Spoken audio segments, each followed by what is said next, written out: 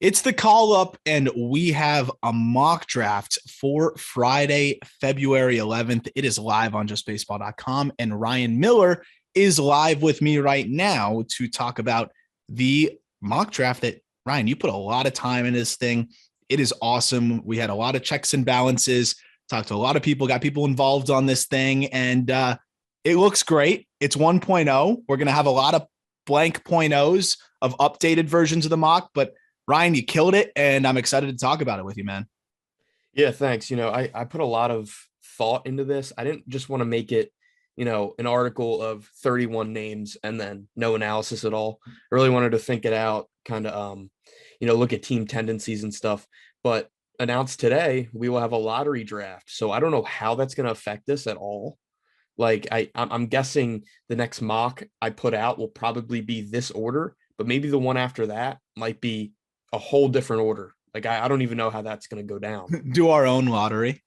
Yeah, Just might as every well. time different. Now, I think you got to go by the probabilities, I guess, and just the worst team and go from that order. But for people who may not know, because the only other time that you came on, I was still doing Locked On MLB Prospects. So Ryan Miller is our college baseball contributor at Just Baseball, also does some prospect stuff as well. You are soon to launch your college baseball podcasts. We decided on the Boys of Spring, right?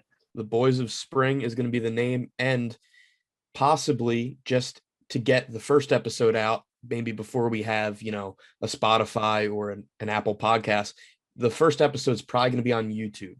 So beautiful. And our YouTube is Just Baseball fans. So definitely go keep up there for all your college baseball info. And that's why I'm glad to have you on, Ryan, because for people who don't know, you're going to be in the Cape Cod League this summer. Working with Orleans, which is going to be really fun out there. You're going to have a blast. Yep. And the thing is it's not as college heavy with the arms is what you were talking about. We're going to get to that. I thought that was really interesting that we don't have very many arms in the top of this draft at the college level. There are some really good collegiate bats. There are some really exciting high school guys, but this seems like for now, a high school dominated first round, more Definitely. So than we usually see. Yeah, for sure. I was looking back on multiple drafts, and the only real comparison I could find was 2019 when Nick Lodolo was the only pitcher to go in the top 10 to the Reds. But I went all the way back to 2010. I didn't see any draft this high school heavy, especially in the top 10 picks. It's crazy. And again, like we were saying before we recorded, that there's a chance that you could see some college guys pop up, but it seems like from what you were telling me, it seems like you feel as though it's more likely to see college bats climb rather than college arms making any surprising jumps through this spring. Yeah. So it's pretty interesting. There's multiple storylines in this draft. The one, as you just mentioned, the quality of prep bats. The second is just the amount of high school pitching compared to college pitching. Peyton Pallette with Arkansas went down with Tommy John surgery. He was slated to be probably the best pitcher in this draft. And now that kind of looks like Blade Tidwell or Carson Weisenhunt. So it's definitely going to be interesting to see how these guys perform this spring and if anybody really pops up. But right now, it looks like Dylan Lesko and Brock Porter are going to be the two top pitchers in this class. It's pretty wild. And Landon Sims, is there any chance we have him mocked and we're going to go through the picks? Landon Sims of Mississippi State, somebody that is nasty, has a good track record, maybe mixed reviews on what the long-term projection is that somebody that if you think incorporates a third pitch and really dominates, could maybe climb up? Could that be one of the college arms that could sneak into the top 15? He's actually the top guy for me that could sneak into the top 15.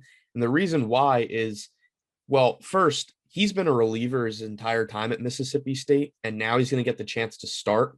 So we're kind of going to see a third pitch from him, see what he looks like in that spot. But right now we have him mocked, I believe, 20 to the Braves. Whenever the Braves pick, I believe it is 20. And if he can prove he can start and he can develop a changeup and really dominate, I really do think that he could slide in these top 15 picks. It's funny too. I loved that pick to the Braves because the Braves never seem to be deterred by the guys that were not stretched out in college, or even guys that didn't have that great of numbers in college. If you had the stuff, they've shown in recent drafts that they're okay with drafting stuff over track record and command recently with some of these college arms, and it seems to have worked pretty decently well for them. But it's a high risk, high reward proposition. I think Landon Sims kind of fits in the same boat. But let's start from the top, because if we're assuming that this is going to be the order and that the Orioles pick first, and this is another one where if we're basing it on recent tendencies, it would make sense for the O's to go with a college bat and maybe underslot a little bit. I think that's what they're going to do. That system seems to have worked for them really well, right? Like it's not just us saying, oh, they've done this a couple of times, so they might do it again. They've done it a couple of times and it's worked well. I mean, Heston Kjerstad's a really unique situation because you can't predict myocarditis, and it's just great to see him swinging the bat, but that's not something you can say like, oh, that was a bad pick. And he could end up being fine and well and end up being a great ball player. But what they did after Kjerstad with those savings was what really stood out, going to get Westberg, getting these other guys. Same thing last year. And I really expect them to do something like this. So I loved this pick at number 1, going with the collegiate shortstop in Brooks Lee from Cal Poly. And Brooks Lee is like a do-it-all kind of guy, right? He's 6'2", 205, switch hitter, good speed, packs a punch, plays good defense, does everything you want from a shortstop. Seems like a high floor guy that's going to climb quickly and fit that Orioles timeline, right? Because the Orioles really are trying to compete in the next 3 years. You'd hope. I think every team's trying to compete within the next 3 years. They've got a lot of bats, though. That's my only thing. This team is loaded with bats, and they don't really have any short-term answers pitching-wise. If you could trade MLB draft picks, I'd probably trade this pick. But maybe going underslot here would allow you to go over slot in some other situations to go get, a pitcher in the later rounds. Would Brooks Lee be an underslot guy at number 1? Yeah, I mean, I think so. I think Druw Jones and Termarr Johnson are going to drive a very, very high price. And, we could say it's underslot to get Brooks Lee, but Brooks Lee very well might be the best player in this draft. As you mentioned, he can do it all. He can hit, he can field, he will stick at shortstop. In my opinion, he's a switch hitter, and he's performed at a high level everywhere that he's gone. He was widely regarded as the best player on Team USA last summer. He started actually the summer in the Cape Cod League, went to Team USA, and then came back to the Cape Cod League, and he had very good numbers there. As I mentioned, he was very good with Team USA, and of course, he's been very good with Cal Poly as well. Yeah, and that's the big thing. Hitting in the Cape is always going to boost your stock, but then going to USA and doing that as well. I mean, to give people a little bit of context to how difficult it is to, one, even just crack USA, and 2, to stand out there. Speaking of Jordan Westberg, when I was in the Cape, he had gotten cut in the last round or second to last round of the Team USA trial, came to the Cape, ready to prove them wrong, prove they made a mistake. And in his first game back at the Cape, was playing Katuitt. I'm calling the game. He launches 2 home runs. Westberg ends up going 30th overall in the 2020 draft, and he's an absolute stud. And that guy didn't make it. That guy didn't make Team USA. So Brooks Lee is a dude. He does it all. And again, like when you're saying underslot, it's not. It has a bit of a negative connotation, but the Pirates just did that this year with Henry Davis, and I thought Henry Davis was the number 1 player in that draft. Henry Davis is probably the guy I'm taking number 1 overall, just because the catcher that has the bat, that has the rocket arm. I would have been happy giving him full asking price at number 1. So this is another one of those situations where you could get the best player in the draft and save money for your later picks, which to me is like a no-brainer. It'd be the equivalent of football or basketball, trading back from 1 to 3 or 4 and getting an extra second round pick. Why wouldn't you do that? And it seems like that could be what the Orioles do. And especially in this draft here, if there was a high-end pitcher, I'd maybe argue, maybe they go arm, but there is no pitcher that's even remotely within consideration of number 1, right? I mean, there's no one even sniffing it. Unless Dylan Lesko comes out and has a very, very, very dominant spring season, I could see him maybe slotting into the pick 3 to 5 range. Right now we have him at number 7, but nobody right now who could be a pitcher at the number 1 spot. And the thing with the Orioles, though, is they do seem to like the hit tool first guys. And that's why I could see them make a run at Termarr Johnson. They love the guys that have the hit tool that then they can develop the power. We saw that with Cowser. We saw that with a lot of the other guys that they've targeted. But again, the saving seems to make too much sense. But speaking of Termarr Johnson, That's who you have going number 2 to the Arizona Diamondbacks. And he's listed as a shortstop. How much, and again, these are guys that I've seen a decent amount of a lot of these guys, but I still haven't done my full deep dive on all of them. And I'm really interested to see what you think on the defensive side, because I've watched Tamar hit plenty, not watched too much on the defensive side. I will say Tamar Johnson is probably the most polished high school hitter I've seen in, I don't even know how long. I mean, I don't know if I could tell you the last time I remember a high school hitter with this advanced of a swing that I think is going to immediately translate. It is just beautiful. Yeah, so Tamar is my favorite player in the class, personally. The reason why I went Brooks Lee at number 1 was because I didn't want to just, go through draft lists and be like, okay, top player 1, second best player 2. I wanted it to make sense for the teams, and Brooks Lee does make sense for the Orioles. But Tamar, he's my favorite player in this draft, and he is probably going to be a second baseman, I'd think. And as you know, and I've played high school baseball, the best player on the team usually plays shortstop, just how it works. But he really does profile as a second baseman long term. And I don't think he's going to be a bad defender there. I think he could be an average to maybe above average defender, but probably an average defender there. He's 5'8", 194. He's got a stocky build. The arm strength isn't, he doesn't have a rocket. So second base really just does make sense for him. But like you said, this is a very, very polished hitter. And I think if the Orioles really just want to dump money on that first pick, Tamar's the guy. I mean, I just have not seen a high school bat like that just has such a good feel to hit. That's somebody that I think can really climb quickly for a high school profile. And you talk about a Druw Jones, he's kind of the opposite, right? He comes with a little bit more risk, a little bit more swing and miss. And the tough part, though, is, are you really taking a projected second baseman number 2 overall? Like, can you really do that? Or is there, how much hope is there that he could stick it short? Could he go to a corner outfield spot? You said the arm's not where it needs to be. So third base, probably not in the cards. Yeah. And, at 5'8", we've seen very short third baseman before.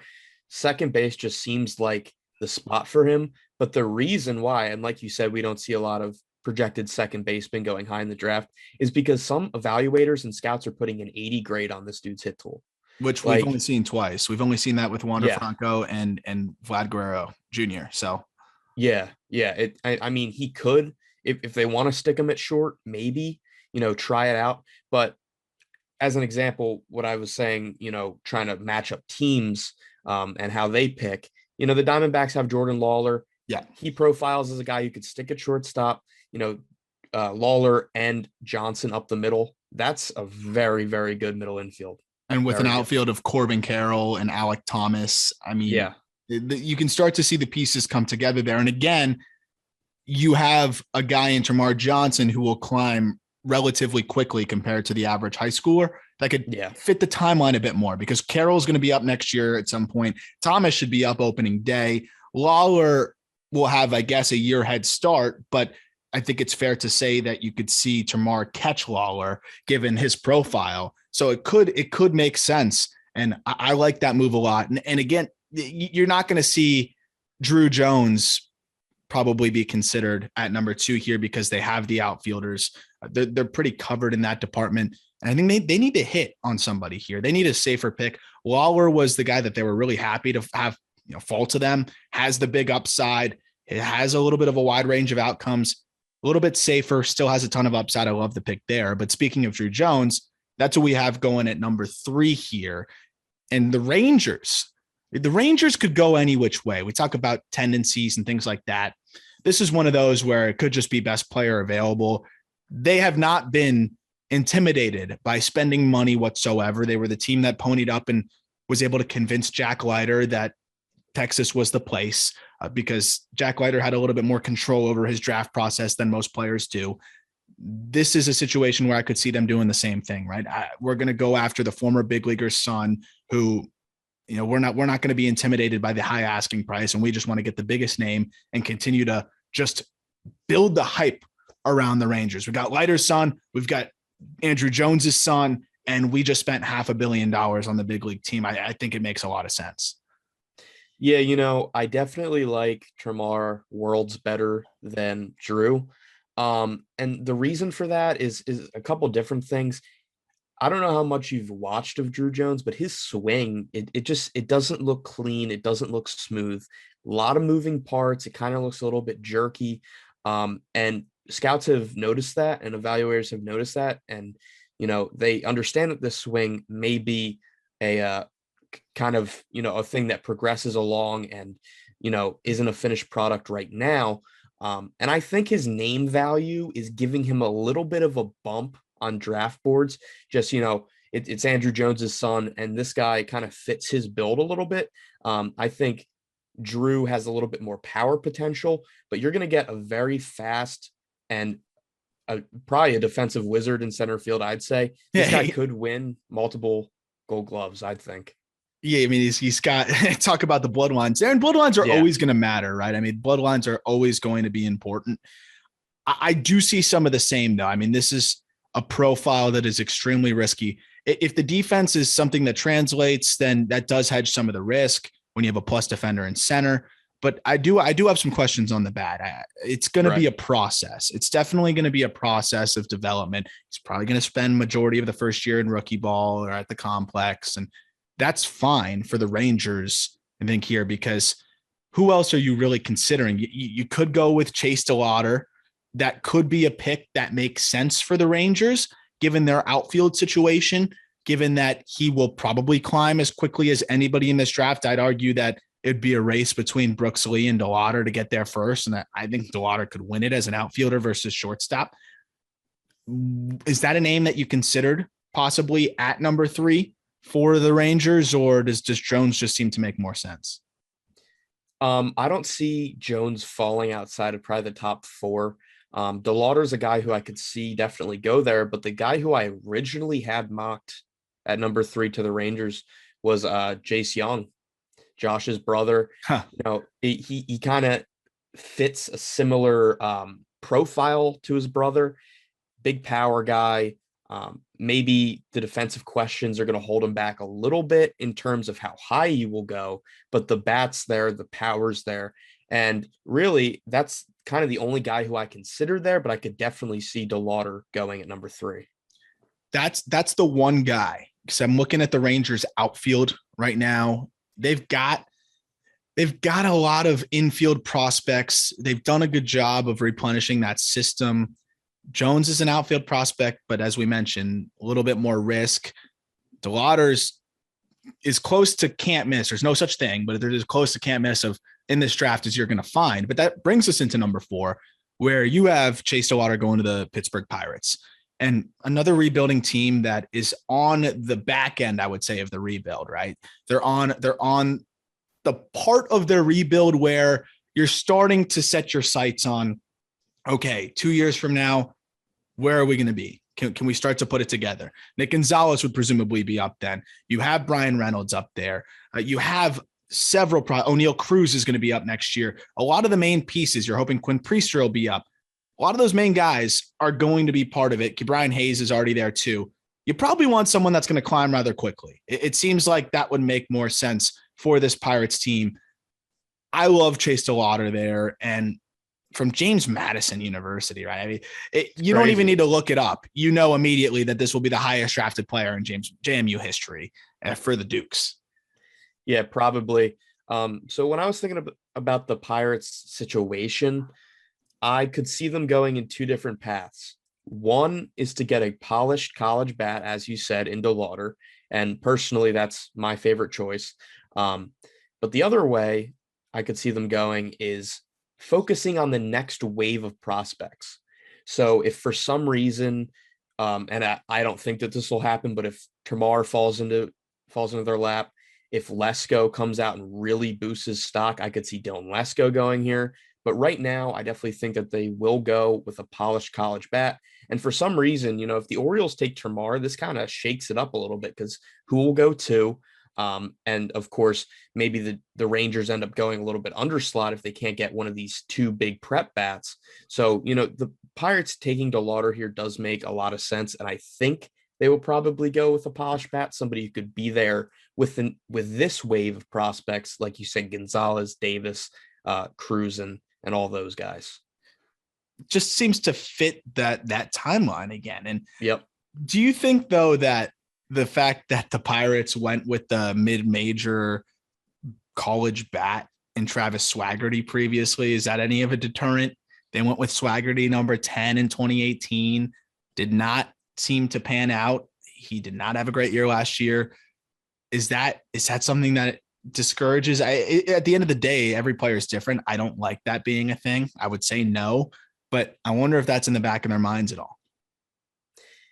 I mean, it's definitely in the back of my mind, but I do think that Chase DeLauter is worlds better than Travis Swaggerty will ever be, probably. I mean, the thing about it is there was a change in general management in Pittsburgh. You know, Ben Cherington comes in, had a really good draft last year, had a really good draft his first year as well. So I don't think that they're really thinking about it. I think, you know, it wasn't them. Yeah, right. And the Pirates have a revamped player development system now. And I think that if DeLauter's here, they will probably take him.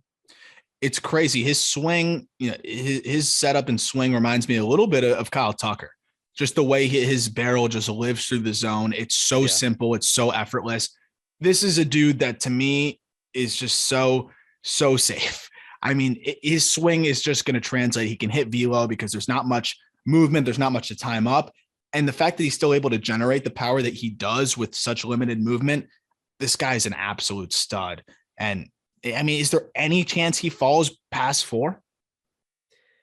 Honestly, I don't think that he falls out of the top 5. You know, he might go 5 for some weird reason, but I can only see him rising personally. He's a guy who, you know, if the Orioles for some reason prefer him over Brooks Lee, they could definitely go with DeLauter at 1. I could see that too, but I just wonder, he's pretty similar to Cowser. If that would be something that maybe they stay away. I think it would probably depend on how things are going with Kjerstad as well. Coming in number 5 is a team that really needs to figure it out with this pick. Like, they can't miss. It's the Washington Nationals. And this is something we talked about on the Just Baseball show today. It's like, do you actually consider trading Juan Soto? Because their system is terrible. Their big league team sucks. And they don't really have any other assets to trade to replenish their system, because Steven Strasburg's on a deal that's never going to be able to get them any prospects. Same with Pat Corbin. And yes, they got Keeper Ruiz and Josiah Gray, but outside of that, there's not really any other pieces. Robles struggled mightily. Carter Kieboom looks like he might be a bust. And their system, again, is very weak and pitcher heavy. No doubt they need to go with a bat. Half of me says they should go with a huge upside guy and hope it pans out. The other half of me is like, they can't miss on this guy and they need to get a prospect that's going to translate. Jace Youngs, who you have going to them at 5, I love the pick there because you have somebody that is a higher floor dude that can really mash. But I could also see them going with an Elijah Green, because that's a dude that you could look back and be like, whoa, how didn't he go 1-1? Because of just how freakish Elijah Green is. And we'll get to him because you have him mocked next to the Marlins at 6. I love Elijah Green. He is as exciting as it gets, has tools across the board, wide range of outcomes there with him. And I think that's why we've seen him be considered as high as 1, and we've seen him fall a little bit. Jace Young, the guy's going to get to the big leagues. It's just a matter of how good he's going to be. Why do you have him to the Nats here? Is it you want to go safer route, or does it just seem to make sense for him to not fall past 5?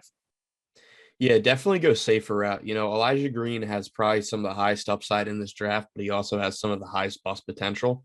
And the Nationals need to get this one right. I mean, if there's anybody who knows how bad their system is, it's me. The Wilmington Blue Rocks, their high A team, is the closest minor league team to me. I went there a lot last summer, and the only reason why I went there was for the visiting team, because their team had nobody. I mean, all these guys are organizational players who probably won't see the big leagues at all.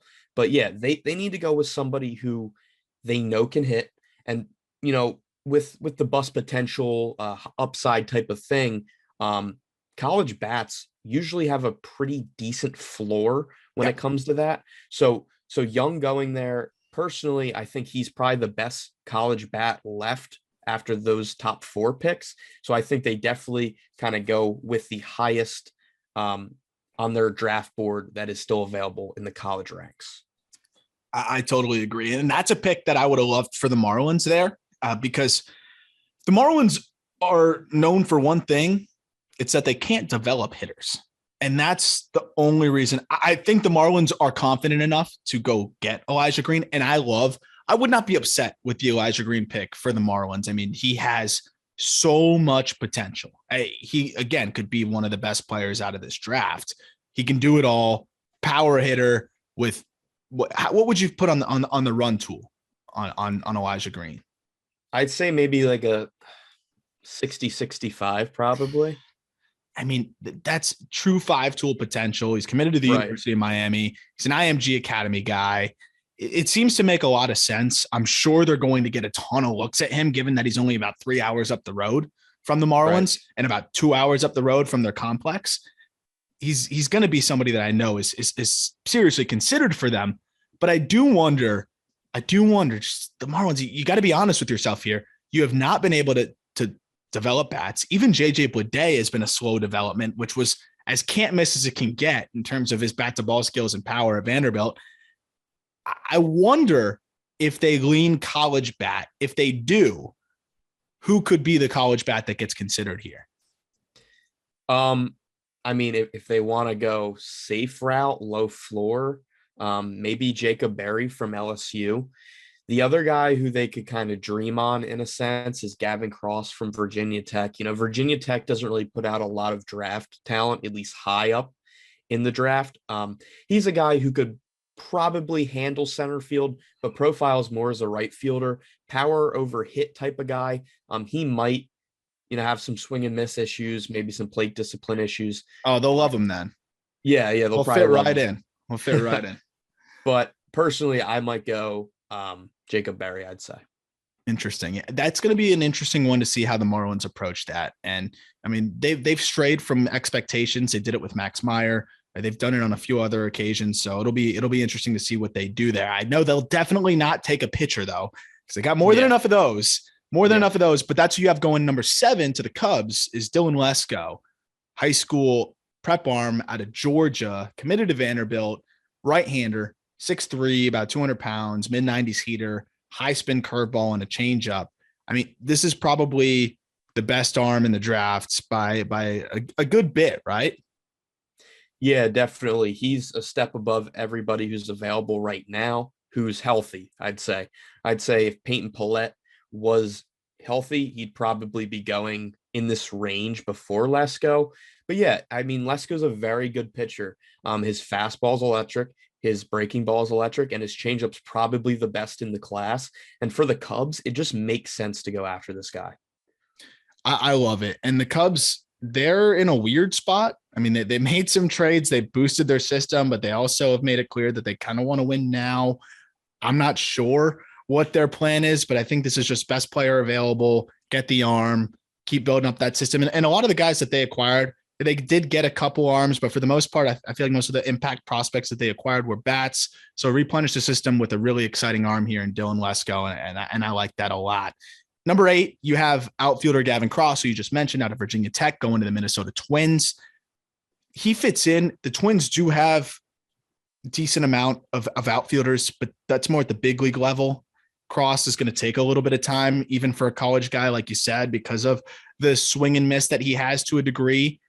Why do you think he's a good fit for the Twins? Yeah, before I get into how he's a good fit for the Twins, I'd say, and I don't really love to use the word bust before these guys even get picked, but this is a guy who has a very low floor, in my opinion, just because, and I believe I have it in the article. Yeah, so 19% strikeout rate compared to a 6% walk rate. And, this is college. In college, and that's exactly why I'm kind of optimistic. But the player that he could become is a very, very good major league regular. And that's why I think the Twins go with him here. They don't have the best farm system in the world, but he's a guy who they could definitely take a shot on and kind of see if he works out. This is a guy who I think could possibly even move down draft boards, maybe even on draft day. If he's a consensus top 10 pick, he's somebody who could fall out of that, in my opinion. But yeah, he's probably a right fielder, power over hit, and hopefully he could get some of those swing and miss things under control. and maybe even walk a little bit more. That might be appealing to teams. Yeah, I mean that's the big thing. You're only walking at 6% as a power bat in college. It's a little bit of a red flag, but the swing is nice. He's got crazy bat speed. And for the Twins, talk about what they have at the big league level, but Trevor Larnach, it's kind of a similar profile, right? I mean, he's somewhat similar to Larnach, who I actually like. I still think Larnach could figure it out. I love Kirilloff. But when you look at the system top to bottom, it's a ton of pitchers. It's a ton of pitchers. Royce Lewis. And then Austin Martin might be their best outfield prospect because I don't really see Martin sticking in the infield. I think he ends up in center. But outside of that, you got to dig pretty far to find a legit outfield prospect in that system. It seems to make too much sense, especially with a bit of an uncertain, I guess it's a little bit uncertain around Larnach right now with the swing and miss. So you might want to have another college bat to throw in the mix there. I think he's a good fit there at number 8 to the Twins. Number 9, Kansas City Royals. You have Jacob Berry, who you mentioned, higher floor guy from LSU. The Royals, they have not developed pitching well at all. They've taken guys that I've liked and then they've not developed them well. I don't know if I was wrong for liking them or if it's been the development side, but it seems like they might go with another bat here, knowing their weakness, and maybe just start acquiring pitchers that are close to big league ready, or just wait till they're big leaguers and acquire them then. Jacob Berry, honestly, one of the guys that I think is safe as it gets. Defense is good enough at third, switch hitter, does a little bit of everything. He's got a track record of hitting now for a little bit in the SEC. Seems like an easy pick that, you know, you're maybe not jumping up and down and celebrating in the streets, but you feel really good about. Yeah, so Jacob Berry actually started his college career at Arizona. So he's in the Pac-12. I believe, he's a sophomore, so his freshman year he's in the Pac-12. He's a guy who may have to move to first eventually, but I mean, I was texting with our buddy Peter Flaherty the other day, and he said that Jacob Berry has more power than Jace Young. So this is a guy who could go a little bit higher than 9. I put him here just because it kind of makes sense. And I think Jacob Berry has the type of floor that can compare to Hunter Dozier, who's another guy on the Royals, you know, kind of guy who could play the corner infield, has some power in the bat. But I think Berry probably has a little bit more in the tank than Dozier does. And again, another power bat that just fits into a system that's loaded with power bats. So add another one to the fold there. I could see them go with another arm and take a shot at it. If they went with a college arm, is there anyone that makes sense there that maybe you underslot and catch people off guard? Is there a college arm you could see them taking? Or high school arm? Well, Brock Porter then, if you want to group high school in. Brock Porter is kind of Dylan Lesko light in a way. Similar fastball, similar curveball. And he also has a very, very good changeup, probably the second best in the class behind Lesko. So he's a guy, if they were to go pitching, they could probably reach on him. But with the college arms, as I mentioned before, maybe Blade Tidwell, maybe Carson Weisenhunt, it's kind of light in that area. But definitely if they would go pitcher, I'd say Brock Porter's the pick there. I love the Frank Mazzucato pick last year, and that was a bit of a surprise. So I think that's a team. This is a pick where we could see them do a little bit of anything. Which is going to be fun to watch.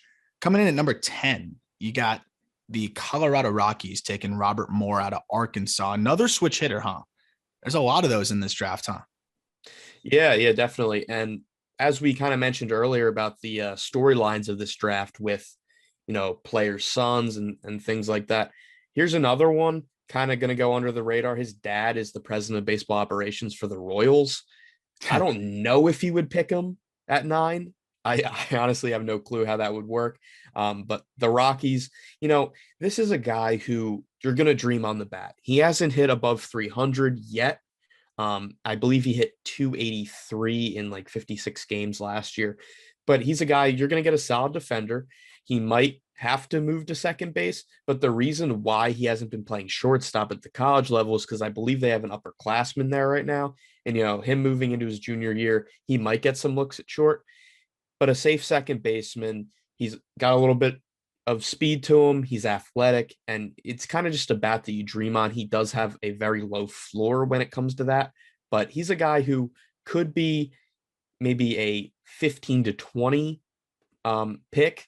But right now, he's looking like he's going to go in the top 10. So Robert Moore, number 10 of the Rockies. Yeah, that was going to be my question, because a guy that I got to see a good bit of at the College Road Series when I went out to Omaha was Brock Jones. And you have Brock Jones going 11 to the Mets. And Jones is a do-it-all kind of guy, super physical.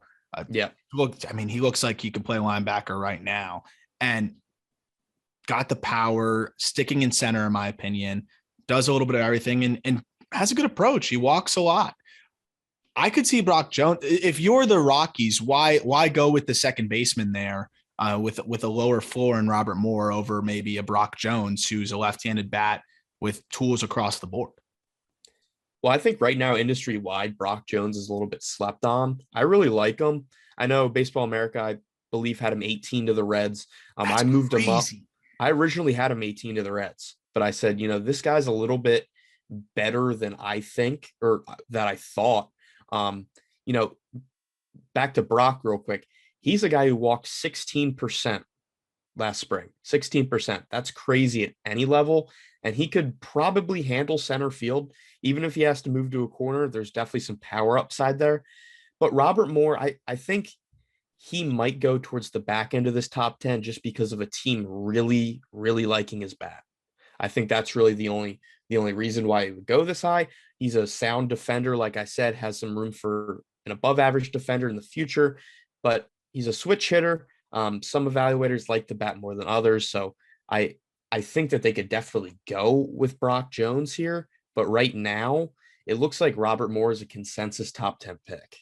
That's crazy. It's crazy. Well, it'll be fun to see how these guys in college, it's an opportunity here to separate yourself. If Brock Jones has a big year, that's a guy that could easily play his way into the top 10 with the skill set that he has and his physicality. So those guys, it'll be fun to see them all jockey for top 10 position. Another guy, Detroit Tigers. You have high school shortstop going, Cole Young. Cold weather, high school shortstop. Very for cold the Tigers. weather. Yeah, in Pennsylvania. He's committed to Duke. What do you think his signability is? And also, what are your thoughts here on a cold weather shortstop? So if there's anybody in the 10 to 15 range that I would pick to move up this draft, and I mean really skyrocket, like possible top 7 pick, maybe, it's Cole Young. He's going to play shortstop. He has a very, very good hit tool, and he's shown production versus high-end velocity and very polished pitchers, which is pretty promising to see. As you mentioned with the signability concerns, we saw Alex Mooney skip out on the draft last year, go to Duke. So I don't know if there's really, just in the terms of a freshman coming in as opposed to a sophomore, I don't know if he'll get an immediate shot at shortstop, but I think he's a guy who will probably end up signing just because of his helium when it comes to, a guy who could definitely move up the draft board. And Duke, don't sleep on the Blue Devils. They've been putting together some really good draft classes. Yeah. You talked about Mooney going to Duke. They lost Jordan Walker. Could you imagine what Walker would have done in college? That's crazy. Jordan Walker was committed to Duke. He made a joke, a mockery out of low A pitching, and then even hit high A pitching really well. He would have been probably the best player in the country last year. So Duke, don't sleep on the Blue Devils, continuing to Chris Pollard's been putting together some good teams over there. Yep. 13, LA Angels. You actually have them breaking the mold. They're not taking a pitcher here. They're taking a catcher. It's Daniel Susak from Arizona. Another switch hitter. Yeah. Another switch hitter. And the interesting thing about this pick is, I think Max Stassi is probably a big league average catcher with a little bit of an above average glove behind the plate. But I don't think he's the future for them. No. And, you drafted 20 pitchers last year. You're going to need somebody to catch them. So Daniel Susak is the guy for me. Susak and Georgia Tech's Kevin Parada are going to be grouped together this entire draft process, because these are the 2 top catchers in the draft, with another guy who we'll talk about later, and Logan Tanner possibly moving into that group. But these are the 2 guys. Some scouts prefer Susak, others prefer Parada. Personally, I prefer Susac. I don't know if you remember Andrew Susac. Yeah. That's his older brother. He's a big catcher, switch hitter, has some, promise with the bat. Definitely hit 12 homers last year. I think he might hit, 15 to 20 this year. So there is some power there. Nice hit tool. And behind the plate, I think he's better than Parada.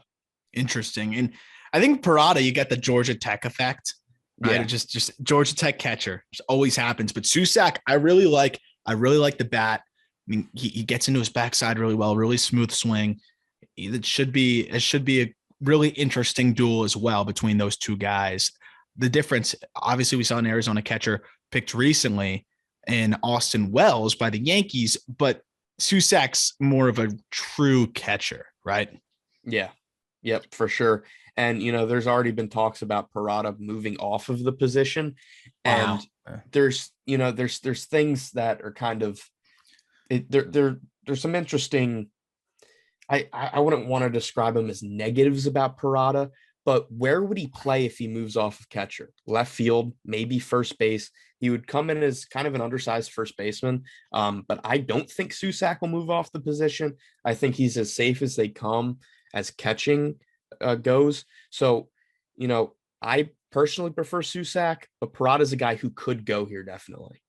It's similar to the Wells situation, I think, for Parada there, but Wells, bigger guy with, I think, more offensive upside. So it is an interesting spot there where we could see Parada fall. I agree with you. I think Susac ends up being the first catcher off the board there. Now we have the Mets' second pick. And so the 11th pick was their compensation pick for not signing Kumar Rocker or not even trying to sign Kumar Rocker. So they get 2 picks. You get rewarded for that in baseball. Yeah. Here's their 14th pick. It's Brock Porter you have going. And this is the guy that you said you think you could see kind of climb a little bit as a high school arm. What are your thoughts? He's committed to Clemson, 6'3", 190, 18-year-old. So he'll be pretty young on draft day and got a lot going for him. Yeah, so Porter's interesting. Another cold weather guy, comes out of Michigan. As I mentioned earlier, I really like his comparison to Dylan Lesko. I think they're very, very similar pitchers. He has 2 breaking balls. I believe Lesko only has 1 breaking ball. He throws a slider and a curveball. Fastball in the upper 90s and another very good changeup. That's kind of, a lot of evaluators say that that's his second best pitch behind his fastball. 15 is interesting because it's the San Diego Padres and it's Parada, who you just mentioned. And I would love the idea of the Padres getting a catcher because at the big league level right now, they went out and got Austin Nola. You're hoping he can stay healthy, but he has not been able to. Luis Camposano is their top catching prospect, but he has some questions, on and off the field a little bit. And Camposano, even then, though, you have no other catcher in your system, really. So yeah. Parada would make sense, but how concerned are we about his ability to stick behind the dish? I mean, how concerned are you in that? Because if there's a good chance that he doesn't stick there, then maybe that's not the pick for the Padres. Yeah, for sure. I mean, at the end of my little write-up for Parada to the Padres, I mentioned if there's any college that can develop a catcher into being a good defender from a bad defender, it's Georgia Tech. Of course. So we've seen multiple catchers come out of there in the past couple of years. But I think Parada and Susac's hit tool is pretty similar, but I give the edge to Susac because of the glove. And like I mentioned earlier with Parada, I don't know really where he would play other than catcher. Probably left field, I'd say. I don't know if he's a first baseman. So kind of catching is his way to get to the big leagues, I'd think. So he really has to improve there. I don't think he's horrible, but he's definitely below average. It's just got to develop and figure it out. So that'll be important that the Padres overhauled their entire developmental the developmental system through their entire organization. So it'll be a good test for them if they want to see how their system will do in that department. Coming in at 16, you get the Guardians taking a southpaw, Carson Whisenhunt, out of one of the most underrated programs in the country, East Carolina. That is a sneaky, really good program. And Whisenhunt, he's got a good build, 6'3", 210, southpaw, 21 years old. And you said in your write-up, seems like a safer option. He's just a polished lefty with a good feel to pitch and already has a feel for a changeup. Those guys seem to translate pretty well to that back end of the rotation, worst case type of guy. Yeah, and real quick before I get into him, some trivia for you, Aram. Where was Mike Trout committed? I'm assuming it's East Carolina. It's East Carolina, yeah. Wow. A very underrated program. And the Guardians went with Gavin Williams, another Eastern Carolina or I East Carolina love pitcher last love year. Gavin Williams. This guy just makes sense. Hunt's a guy who will probably stick as a starter just because he has the feel for the third pitch. He throws a pretty good fastball along with a curveball. He's 6'3", he's a good size for a pitcher. And I think the Guardians could make him into something because they really do know how to develop pitching. And this guy kind of advanced in a way that his analytics kind of show a little bit different numbers than other pitchers in this draft. So he's a guy who's a little bit more advanced than the other guys. And I think that the Guardians will probably take him if he's there. I love the thought behind that too, because as I mentioned, it's a good fastball and it's two good off-speed pitches. Nothing jumps off the page, but that's what they normally do. Nothing jumped off the page with Shane Bieber. Nothing jumped off the page with even Xavier Curry. They have an unbelievable ability to take guys that are command and pitchability first with some signs of potential with their stuff and take that stuff to the next level. And it seems like Carson Whisenhunt's the exact guy that fits that mold, and he's got the bigger build and seems to fit. Plus, I loved the pick of Gavin Williams last year, and it just seems to make so much more sense to do it again. Double dip in East Carolina.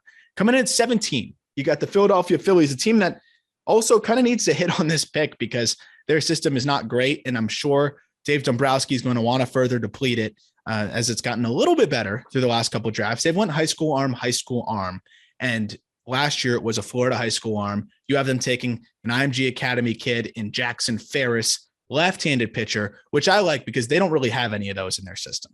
Nope. Yeah, so this would be the third straight year that they go prep pitcher. Mick Abel 2 years ago. Last year was Andrew Painter. And this year they're getting a guy who could legitimately shoot up this draft board by July. Fastball reaches 97. Curveball has very good spin rates and a lot of depth to it. He just doesn't really have a third pitch. He's trying to develop the changeup. It'll be interesting to see what he turns out to be. So like I mentioned earlier, some of these high school guys could end up being busts, but I don't think that Ferris is kind of along that line because, if he has two quality pitches, he could definitely be a major league reliever. His fastball's already getting up to the high 90s. And the Phillies farm system is pretty depleted, but at the big league lineup, you have Harper, you have Real Muto, you have Segura, and the pitching, they have a pretty solid rotation, in my opinion, but some of these guys are going to be older by the time that Ferris, Painter, and McAble are all ready. So I think Ferris to the Phillies does make a lot of sense for another wave of pitching talent for them. Totally. I think another prep arm fits that wave, that next changing of the guard when you get to that point eventually as the Phillies, and you want to start to load up on some of those guys so that you have that contingency plan once you get there. So like you said, it's a lot of 28 to 32-year-olds at the big league level, and the Phillies window is right now. But I like going to get another arm because they might trade from one of those guys. I think Andy Painter could end up getting moved. I don't know if they're as in love with Painter as Abel. I don't think anybody is, right? And there's nothing against Painter. It's just Abel's great. I could see them going to make a move, and you want to have another high upside prep arm in that system if you are going to go make a trade. At 18, Cincinnati Reds, you have them taking Blade Tidwell. The Reds are in an interesting spot because they'll do a little bit of everything. We saw them go with the high floor bat last year with Matt McClain. We also saw them after that go with a little bit of high upside with a Jay Allen. They didn't take a ton of pitchers in last year's draft. I did like the Andrew Abbott pick, but they didn't really take a pitcher in last year's draft that had frontline upside or even had an outside chance at frontline upside. I could see them going with an arm here because we discussed the next wave. You've got Hunter Green and Nick Lodolo. Outside of that, there's not really any other guys in that system. I love Graham Ashcraft, but they could probably use another high upside arm. Can Blade Tidwell project potentially, if it all works out, as a number 2 type guy, number 3 type guy in a rotation? I think there's a possibility if he can develop a little bit more of a pitch mix. But I think a good floor for this guy is a reliever. He has a slider, fastball that can reach 98. And, before the Reds overhauled their pitching development system, they were known as Cincinnati. I don't really have any data on Tidwell, but his fastball, he throws it really hard, some room for some more velocity. He's 6'4", big guy, and he has a slider curveball changeup, but the curveball and changeup just have not been consistent at all. So this spring's going to be big for him. And as I mentioned earlier, I mentioned that Tidwell might be the best college pitcher in this draft. And I did have Weisenhunt going earlier than him just because of the connection with the Guardians and kind of just makes sense there. So Tidwell's a guy who could shoot up draft boards if he has a very good spring. And that just seems to be the story with a lot of these college guys. It's pretty wild. And that's going to be the big thing to watch, because at the end of the day, you have some teams that really want to take that college arm. And if they could save some money and still take a college arm they like, I feel like they could talk themselves into it. We have another guy here that's probably the youngest pitcher in the draft, potentially going 19 to the Oakland Athletics. You have Brandon Barriera out of my local hometown in South Florida. It's technically not Fort Lauderdale, I think, but it's basically Fort Lauderdale. Played against American Heritage High School plenty. They turn out a bunch of these kinds of dudes. Left-handed pitcher. He's only 5'11", 171, but he's so young at 17 years old. He could legitimately grow more and probably will throw on a couple inches. Definitely will throw on a few pounds. Why are we not intimidated by the sub 6 foot build for a left-handed pitcher? He is an undersized lefty, and I believe he turns 18 soon, so I'm not 100% sure that he's going to be the youngest player in the draft. He very well could be, but he just throws strikes.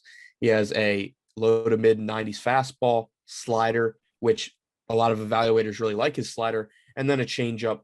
Could be a starter, maybe a reliever, but I think he probably ends up being a starter long term. Just the ability to throw strikes for me is why I don't care that he's 5'11" opposed to 6'2", 6'3". And the thing too is low release points have become in vogue. I mean, the height has not really been an essential aspect of a pitcher nowadays. If a pitcher gets good extension and has that natural height, that's great. But at times we've seen those guys struggle to repeat their mechanics. We see the low release point with high spin being something that's desired. So I can see why teams would not be put off by that kind of build, especially when you have that projectability in terms of his stuff and already a good feel to pitch, as you mentioned. At number 20, you have the Atlanta Braves, sticking to the Atlanta Braves mold, which is not being intimidated by college reliever types or swingman types, guys that have great stuff that never really fully were starters. We've seen them do it on several occasions. They did it with, Ryan Cusick was a starter, but never really went deep into starts because his command was a bit iffy. Jared Schuster was hardly a starter until the end there, and also a guy that was iffy with the command. And I'd even argue that a Spencer Strider, not a guy that was really getting stretched out in early years for him either. I really think that this pick makes sense in Landon Sims out of Mississippi State, a guy who we're going to see try to get stretched out a bit more. But the Braves, I don't think will be intimidated by the fact that he hasn't been stretched yet. I think that Landon Sims is a guy who could definitely move up draft boards, but a lot just lies on how he will be as a starter. Very high floor, though, and somebody who kind of could probably crack the big leagues within the next couple of years, I'd think. High 90s fastball, wipeout slider, and if the changeup doesn't develop, this guy's a dominant reliever. So it kind of works out for the Braves. I agree. I like it. I think it kind of fits the mold and fits the way they've been drafting. And that's a guy that if it doesn't work out, this is a team that's trying to win now. They're trying to defend their title. They just won the World Series. They did win now. You can climb him. You can throw him up in the bullpen pretty quickly if you wanted to, if it called for it. And there's a value to that. At 21, this is the youngest guy in the draft, actually, I believe. Cam Collier from Chipola Junior College in Florida. Another school that just turns out, junior college that turns out so much talent. My cousin, I'll never forget, this is how I got clued into what Chipola has going on. My cousin started at UF and was in the process of transferring to another school back when you had to sit out for a year. And he was sitting out. He's playing junior college. He's playing at Miami-Dade. And they played Chipola. And he goes, dude, this junior college. I was like, oh, you beating up on the competition? And he's like, I mean, yeah, it's a little bit easier, but some games it's not. It's like harder than SEC ball sometimes. We played Chipola, and they had two different guys throwing 98, 99, and this was 8 years ago. It's been a lot of the same. They churn out talent, and a lot of guys that don't want to go through the full 3-year process or even 2-year process of college before getting drafted, well, they'll go to a JUCO like Chipola, play 1 year, and then go get drafted. Collier reclassified and went to JUCO, and early results have been great. Yeah, he's another son of a former big leaguer. His dad, Lou, played in the big leagues for a very long time. So there's some bloodline there. A lot of scouts like him, others don't. Kind of the negatives to Collier's game is the swing isn't as smooth as some other players like Tamar Johnson or some, Cole Youngs of the world. So he's a guy who has already started playing, which is crazy. I believe junior college ball started like last week. So this guy's already on the field. I think he hit a home run in the first game, if I'm not mistaken. Maybe I'm not sure. I thought I saw that somewhere. But he's another guy who probably sits in that 15 to 25 range. Could drive up a big price tag just because of kind of the signability that's on his side. He could go back to junior college for another year. He could end up fulfilling his commitment to Louisville and maybe even going way earlier in the draft than 15 to 25. So he's a very interesting player, one of the more interesting players in this draft. And I think he could probably handle third base long term. It's a pretty brilliant move on his part, right? I mean, if you don't want to be in high school anymore, you reclassify, you go to junior college. If you rake, you're a first round pick and you get to skip and get drafted up to 3 years faster than you would have. But even if you don't rake, you just go to Louisville. Like you just go there and you got valuable experience. Instead of facing high school competition, you were facing college guys, and now you'll be ready to go for Louisville. It's a win-win for Collier, and I think he's going to be in great shape with all the leverage, with the ball in his court. It's an ideal situation for him. And that's a former big leaguer dad steering his son in the right direction. No doubt there. 22, you got another catcher. This would be the third catcher off the board here in Logan Tanner to the St. Louis Cardinals. The St. Louis Cardinals, they have Ivan Herrera in their system as the guy that's the heir apparent to Yadier Molina, but Ivan Herrera is far from a sure thing. They don't really have any other catching prospects I love in that system. Would make sense here to maybe draft a college catcher who, if it doesn't work out for Herrera, you can get a stopgap and hopefully have the future of that position in here with Logan Tanner. Yeah, so he's a defense first catcher in most eyes. He does have some power though, and some names that come to mind, as I mentioned in the article, are Mike Zunino and Wilson Contreras. Those are two guys who he could profile as long-term. He might have a little bit more in the tank with the bat, though. He might come out this spring and really just rake and could get grouped into that Susac-Parada argument there. His glove is worlds better than Kevin Parada, and I think he's a better defender than Daniel Susac, and he just has a bazooka for an arm. So this is a guy who's definitely a first-round talent, and I think that the Cardinals might, want to test the waters with them. Like, as you mentioned with Herrera, he's not a sure thing. So Tanner could be the Cardinals catcher of the future for sure.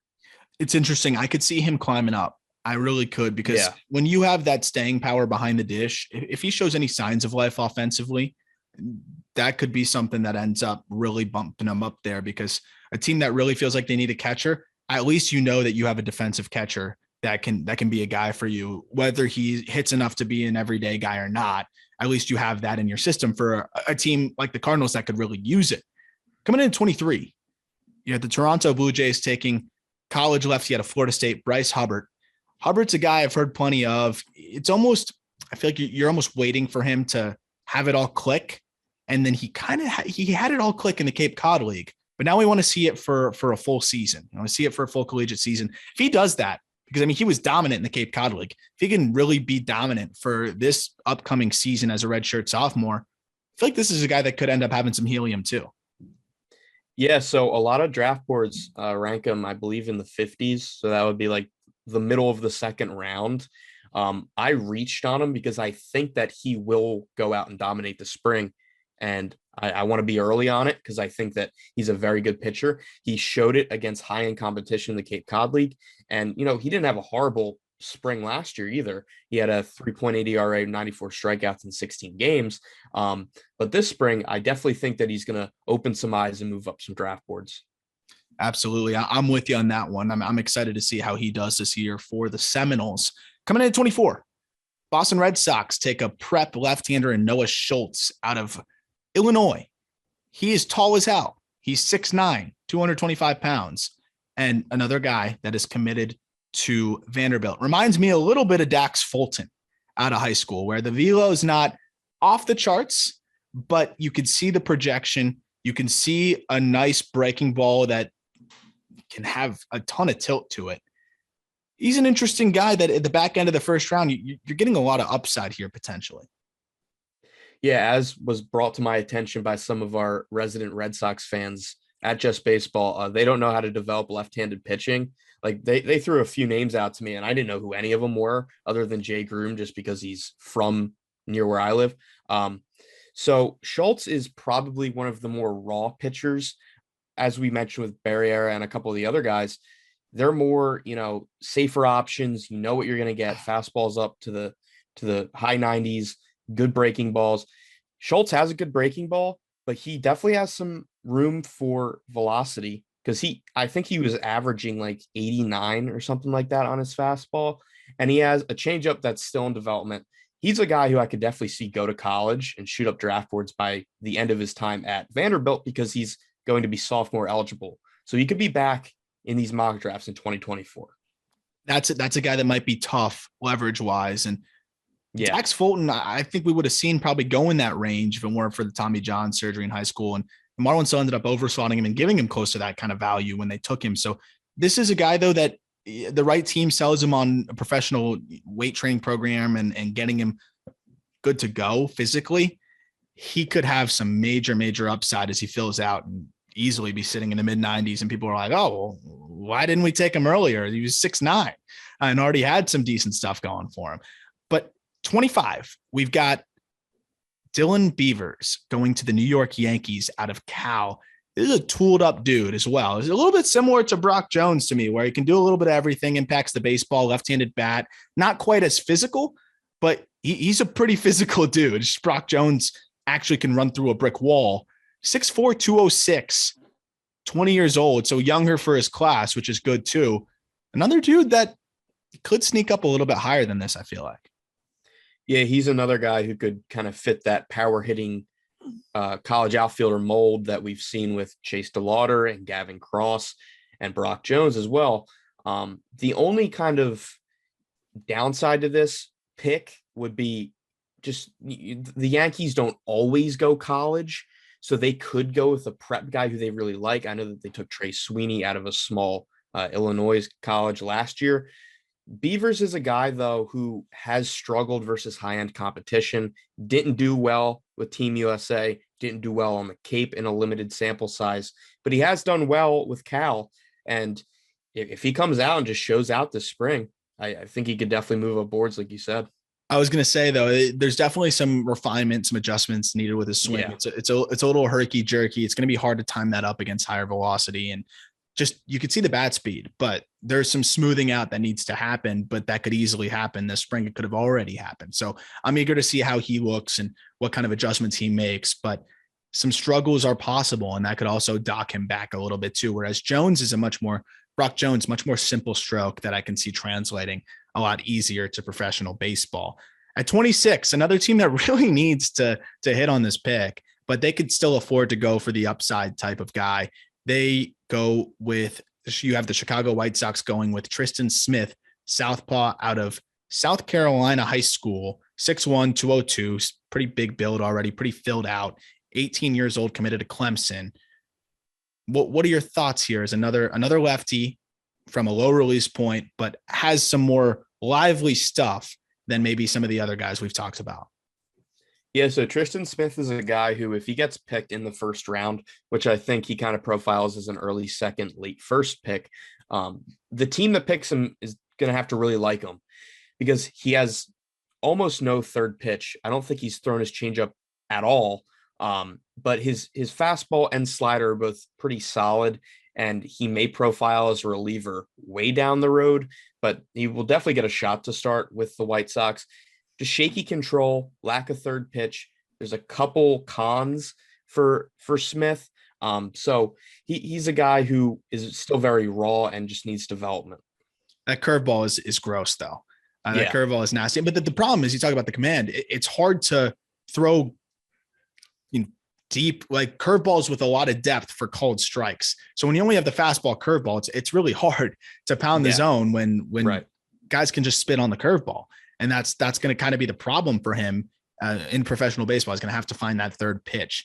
27th, you got a shortstop, Carter Young out of Vanderbilt. I got to see plenty of this guy in Omaha. I've seen plenty of him through the last year or so. He's got a lot going for him, but there's just something to tick off at the plate. It just seems like he just is still figuring it out. He's got power, no doubt about that, from both sides of the plate. He's a good athlete, but there's just something a little bit off with his timing. He just seems to be a little bit robotic at times at the plate. Ton of upside. And this could be one of those, again, where you look back and you're like, oh, how'd he fall to 27? But the numbers just haven't been there at Vanderbilt yet. Another guy who has to have a really good spring. He only had 252 last year. Usually for college bats, you like to see above 300 in the batting average. But he did hit 16 homers, so he does have some juice there. I think he definitely sticks at shortstop. He's quick. He's athletic there, good actions. A lot of evaluators definitely think that he will stick there. The name that I comped for him was Cole Tucker. Not saying that he's going to turn out like Cole Tucker did, but Cole Tucker was kind of a back end of the first round talent. Shortstop, really good defensively, and could definitely stick there, which, Tucker's bounced around the entire field, and that's just because they don't love his bat. But another switch hitter. Young's a guy who, if the Brewers would end up taking him at 27, they would just really love his bat and really want to invest a lot into it. He might drive up a, above average price tag for this area just because he has the option to go back to Vanderbilt. And that's something that I could see him doing. If he goes out this spring and isn't satisfied with his performance, I could definitely see him returning and coming back as a senior. I totally agree. And that's the thing too, is that he's been playing from the get-go, has a lot of ABs under his belt, a lot of experience. I could see him breaking out in a big way this year and working through some of those kinks that we saw in Omaha at the plate. 28, you got the Houston Astros taking Peyton Graham, who out of Oklahoma, another third baseman, big dude at 6'4", but only 170 pounds, has some room to fill out and can continue to add more power. 11 home runs last spring. But again, he can add some physicality and maybe have some more power in the tank there. A pretty good field to hit too. What's the overall thoughts on Graham for a team that's been pretty good with developing offensive players in the Astros? That's kind of why I went with Graham here. He hasn't performed extremely well. He struggled on the Cape, and he only had a 902 OPS, which is, with first round talents, it's kind of low for college. But Graham's a guy who's going to be a power hitting, strong arm third baseman, and he probably profiles there. If he has to move over to first, he still has a very strong arm. So I don't think that that's using his abilities to the best way. So I think he's a third baseman. I think he could hit for some power. And as you said, the Astros like to develop bats. They've had some successes with it. So I think Graham's a guy who could definitely go there. 29 with the just classic Tampa Bay Rays pick, Reggie Crawford, southpaw with crazy potential. Two-way player, though. Also plays first base for UConn. 6'4", 235, was up to 101 in the Cape in relief, and also has mashed and hit for some power in 64 games, 14 home runs. I see him more as a pitcher, most likely, but he could be a two-way guy. Is there a legitimate chance that he could be a two-way guy? I think there's a chance. I don't know if the Rays would want to do that. One of the reasons why I mocked Reggie to the Rays was because of Brendan McKay. They've done this before, first base, left-handed pitcher, but I think Crawford's future is on the mound. He's recovering from Tommy John surgery, and the Rays have a very good farm system, as we know. So they kind of have some room to take a risk here. And Crawford is definitely a risk because he's coming off of a big injury. But he's thrown 101 in the past. He has a very good breaking ball. I don't know. I'm looking at my notes here. I don't think he really throws a changeup, so he's probably a relief pitcher. But I mentioned Garrett Crochet in this write-up because he could be in the big leagues rather soon. And that's something that, again, matters to the Rays. I think it does. So it's going to be interesting to see where Crawford goes. You could see him fall a bit or we could see him go in the first round. So it should be interesting to see what team wants to take a chance on him here. Brendan McKay did not really end up as a successful pick for them so far. His arm issues have just been bad. The thing is I think Crawford's got way more upside with his arm than McKay even did in college. I talked to a lot of guys that faced McKay in college, and they actually thought he was better as a hitter. But for whatever reason, he was more valued as a pitcher. And it seems like Crawford, while he may not have the rotation potential that McKay has better swing and miss stuff. And if the Rays can develop, the Rays can do that. So we'll see if they can develop this guy, who's a great athlete as well, which really matters on the mound when it all comes down to it. Last two picks here. Got the Dodgers taking a right-handed pitcher out of Arkansas. Why, again, a college arm here for the Dodgers? Well, at this point at 30, I couldn't let Peyton Pallette fall anymore. As I mentioned before, coming into this draft, before he got Tommy John surgery, he was viewed as the top pitcher. And as we've seen with a couple guys who get hurt, they fall to the back end. And I think for him, the Dodgers kind of make sense. They have a very good farm. They're good at development. But I think anybody who gets this guy is going to get a very talented arm. Tommy John surgery has a very high success rate. So I think it will be just fine. Yeah. But this guy's curveball is nasty. He has a high 90s fastball. And, he has a changeup, as is the story with a lot of these pitchers. It's still kind of developing. So a reliever could be a high floor for him, but I think he might end up being a starter down the road. At 30, another team that just really can develop, if he has those aspects to his game, you figure the Dodgers can help take him across the finish line there and develop him into a nice piece. So I like that fit there. I'm sure the Dodgers would be happy if he fell to them at that spot. Final pick of this first round, 31st overall, San Francisco Giants. I'm not even going to try to pronounce either his name or his high school. So you can do it for me, but another right-handed pitcher who's committed to Vanderbilt and I really like the projection. And it's funny, I know what he looks like on the mound more so than I know how to say his name. Yeah, it's a tough high school and it's a tough name. It's Andrew DeCanich. DeCanich. I don't know how to say the high school. I think Brebeuf Jesuit out of Indiana. Another Vanderbilt commit and a guy who I could see skyrocket up the board. I originally had a college shortstop here. But I think if DeCanich comes out and really has a good spring, scouts lay more eyes on him, maybe fall in love with the profile, I think he's a guy who could definitely go very high in this draft and maybe top 15 when it's all said and done. I know that's a lot to rise, but I really like this guy. Fastball has a ton of life. It jumps out of his hand. Yeah. Are you watching the video? Or? Yeah. Well, yeah. And I was watching it now, and I was watching him earlier, and just the riding life on the heater is crazy. It's nuts. And the slider, he also has a curveball, and he has a changeup as well, which all of his secondaries are viewed as above average pitches down the road. And, this is a guy who's ranked in the 40s mostly on many draft boards. And I just think he's going to be a first round talent. And I think he might even move up further. I'll tell you what, the Dodgers and the Giants back-to-back are not passing on this guy. One of them is taking this kid. Yeah. The athleticism, the arm speed, the already good feel for spin, and then the riding life on the fastball. I'm with you. I think this guy could end up going into the first half of the draft. Yeah. To watch. At the PG National, sorry to cut you off, but at the PG National, he faced 6 batters and struck them all out. Yeah, so that shows you that there's something different coming out of his hand compared to the average high school guy. And the mechanics are pretty smooth. That's a name I'm excited to watch him. I bet in 2.0 he'll be up a little bit higher.